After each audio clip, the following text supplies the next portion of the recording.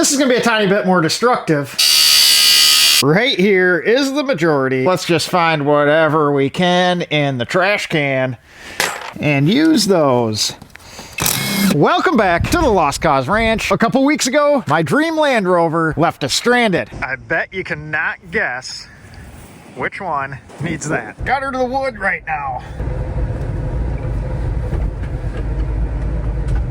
Poor little guy. Yes, that is right. We aren't talking about the Eco Challenge Discovery. We're talking about the Freelander SE3, our little hippo. It decided to leave me walking, so I guess it's due for a little bit of love, and today we're gonna see if we can get it going again. So last video, we took off the throttle body, and I was gonna dig into this guy, see if we could repair what was going on, because when you hit the go pedal, nothing was happening. You could hear the motor trying to move the throttle plate. It just didn't have enough ass to do it. But after having it off and looking at it, it does not appear that there is a good non-destructive way to get inside here. The good news is,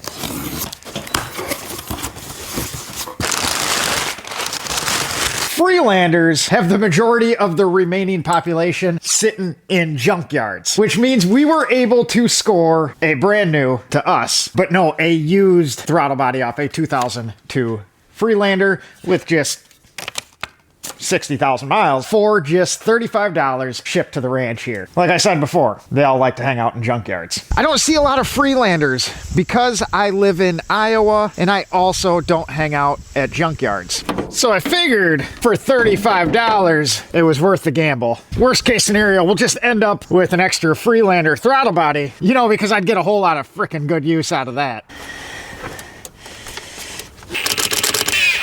That's quite the conglomeration they had for the intake tube. Suppose we'll probably remedy that. All right, let's see if that one's any better.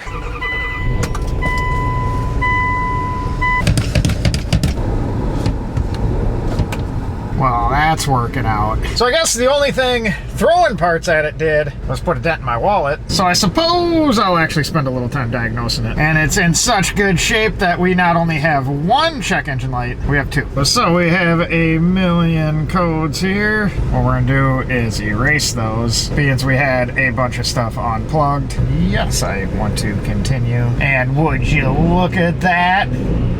The throttle body fixed it. We just had to clear the codes to get it back out of limp mode. What I'm gonna do quick is throw the air box back on and take this guy for a spin, just to make sure we have everything taken care of before we take everything apart, because we are doing a major service on this and we'll have pretty much the entire engine ripped apart. So I just wanna make sure if we end up having any issue after we reassemble everything, that it's an issue that I caused while tearing it apart, not something pre-existing. Just makes life a little easier if you know the problem you're chasing.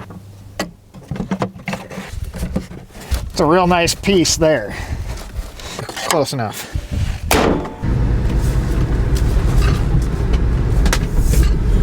Well, would you look at that? The thing has exactly 0 warning lights. And we're cruising. Sure did miss this little guy. Everyone has told me the Freelander is the worst Land Rover ever made. Well, if it was the worst Land Rover, would you be able to fix it for $35? I think not. Now that we have a good throttle body in there, we're gonna do a little destructive investigation, but that'll be a touch later because we need to get the Freelander in here to start ripping it apart. But before that, we need to create a little room around here. The Freelander isn't the only broken British thing. Might be hard to see on the camera, but my problems aren't quite so bad. That's down there, and if we stick it in cylinder number 1 here, you can see the crankshaft. In case you were wondering, it is never good to be able to see the crankshaft through the spark plug hole. Not even once. Remember that little Mini with the ventilated block? Well, here is the new heart for that guy. And boy, did the people parting this guy out. Sure did quite the junkyard pull on this guy. I guess the good news is we got the whole dropout, so we should be able to make something happen. But we really just need this guy, so we're gonna split it apart real quick.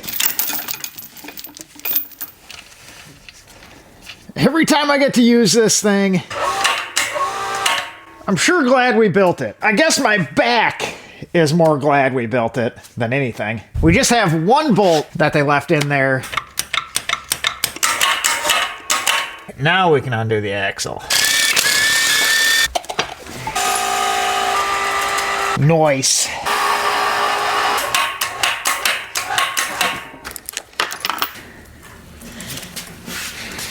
you know, we'll just stuff it over here for now. Like I always say, should have built a bigger shop. And we'll just kind of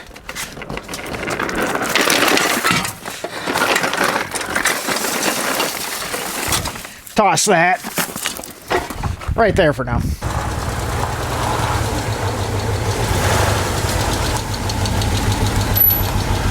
Now, it may seem that just throwing the throttle body at it was a bit of parts throwing, like I said, but I like to call that more of an educated guess and not being just straight up lazy, even though there are some days that I am lazy. But no, the reason why I went ahead and got a throttle body was the fact that as you pushed the throttle down with the engine off, but the key on, the throttle plate should move. And this old one was trying to move. You could hear the motor inside torquing up and just barely moving the throttle plate. So obviously it was getting the signal from the pedal telling it to do something, and it was trying to do something. So that little bit of information pointed to this guy being the culprit. But let's take a peek at what's on the inside of one of these real quick. Like I said, this is gonna be a tiny bit more destructive.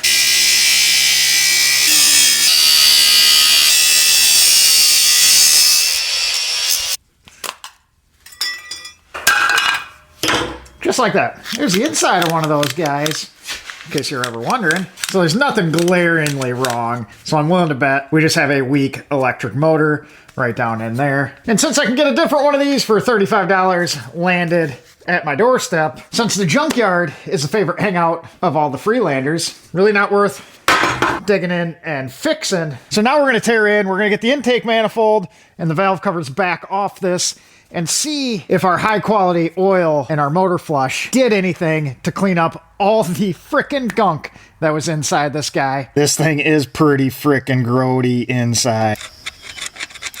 And then we'll dig through our box and take a peek at everything that we are going to replace on our little Freelander to bring it back up to being the world's best Land Rover. As you guys know, the 2.5 liter KV6 is a fine engine. And this particular one has seen some things. We've had the top of the top working on it over the years, doing the finest of repairs. Found another nice one. And another one. Oh, one more. Interesting. I mean, I guess it worked. And we got a random different size.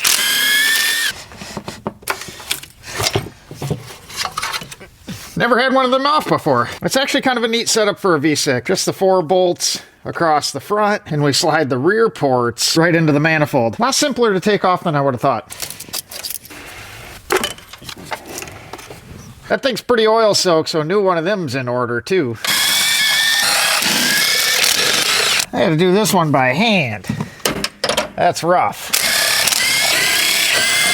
We're gonna try and take them both off in one shot so I can leave everything connected. Not sure how it's gonna work out. What am I connected to yet? There we go.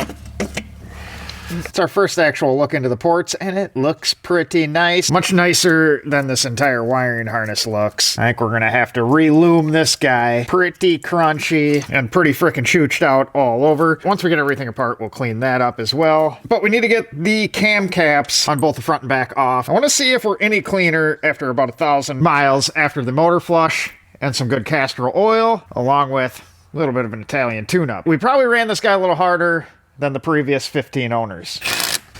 Well, that ain't gonna work. We need the right size.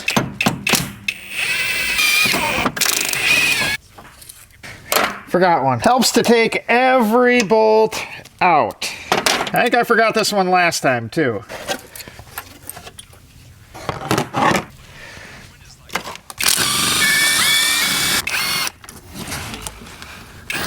And we got the wrong size frickin' bolts on the rear coils, because why not?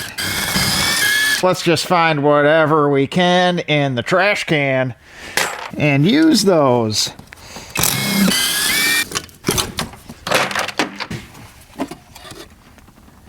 What I find kind of interesting is this rear bank doesn't have a cam sensor like the front one did. One would think you'd want to monitor both banks. But taking a peek inside here, we are still pretty grody. But unlike last time, we can actually see some bare metal. So it did a little bit of cleaning. And back on the rear bank, we're pretty gummed up. But the nice thing is, if we look at our cam lobes, everything looks to be pretty smooth and not scored up. So nothing super detrimental that we see just yet. While we're in there, we'll probably replace that guy since they smartly decided to bury that underneath everything. But now that we reassess the situation, let's take a peek at everything we got for this guy. We got a bit of work ahead of us. Right here is the majority of our bits that are getting replaced. We have all the essentials like an air filter, a cabin air filter, a couple oil filters, which is super nice to have too because they are actually challenging to get your hands on when you're sitting in the middle of Iowa. We got a fuel filter, and then over here we got our timing components. We got our main belt, the rear cam to cam belts.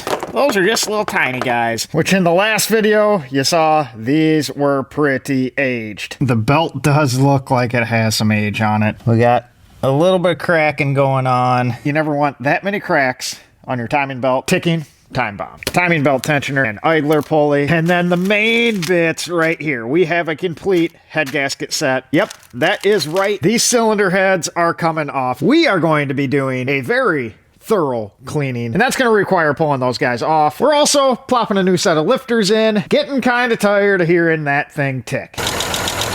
So for that, we also have our bolts, like pretty much everything anymore. They are one-time use. Thermostat. And then we also have a new La Bomba de Agua. Got a workshop manual. And most importantly, we have timing tools. Also very required. But even more important than timing tools, we got a sticker. Big thanks to Travis who reached out to us shortly after we purchased this little guy to let me know that he had pretty much every part that we needed to go through that KV6. So now that we got our little stranded situation sorted out, and we got to take a peek back into that dirty engine to see how it's sitting, next time we are going to tear all the way into this guy and get all these bits on there sorted out so we can go back to enjoying my dream Land Rover. With that being said, I appreciate you guys watching. I appreciate you subscribing, and we will catch you on the next time. I'm not sure which order, but one of them is going to be sorting that front 1-ton axle out on the Range Rover camper, and the one after that is going to be the Freelander. I'd say that's quite the polar opposites in the Land Rover world.